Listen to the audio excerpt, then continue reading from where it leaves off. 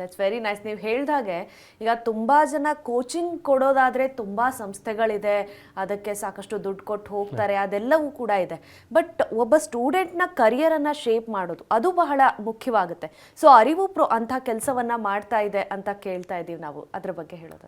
So ನಾವು ನೋಡೋಕ್ಕೋದ್ರೆ ಒಂದು statistics ಪ್ರಕಾರ ಹೇಳಕ್ಕೆ ಹೋದರೆ ಸುಮಾರು 52 ಲಕ್ಷ ಜನ ಕಾಮರ್ಸ್ ಮಾಡ್ತಾ ಇದ್ದಾರೆ ಇಂಡಿಯಾದಲ್ಲಿ. ಬಟ್ ಪ್ರೊಫೆಷ್ನಲ್ ಪ್ರೋಗ್ರಾಮ್ಸ್ಗೆ ಎನ್ರೋಲ್ ಆಗ್ತಿರೋದು ನೋಡಿದ್ರೆ 2 ಲಕ್ಷ ಜನ ಅಷ್ಟೇ. ಒಂದು ಮೇ ಬಿ ಎಲ್ಲರಿಗೂ ಕಷ್ಟ ಅನ್ನೋ ಭಾವನೆ, ಅಥವಾ CA ಬಿಟ್ಟು ಬೇರೆ ಏನು ಅಂತ ಗೊತ್ತಿಲ್ಲ.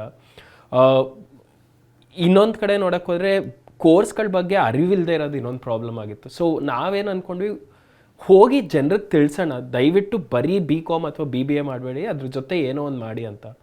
And people saw that okay ಇವ್ನು ಕೋರ್ಸ್ನ ಸೆಲ್ ಮಾಡ್ತಾಯಿಲ್ಲ, ನಮ್ಮ ಒಳ್ಳೇದಕ್ಕೆ ಹೇಳ್ತಾ ಇದ್ದಾನೆ, ಇದ್ರ ಜೊತೆ ಏನೋ ಒಂದು ಟ್ರೈ ಮಾಡೋಣ ಅನ್ನೋದು ಹಂಗೆ ಸ್ಟಾರ್ಟ್ ಆಗಿ ದಟ್ ಇಸ್ ವೈ ಅರಿವು ಅನ್ನೋ ಹೆಸರು ಬಂದಿರೋದು.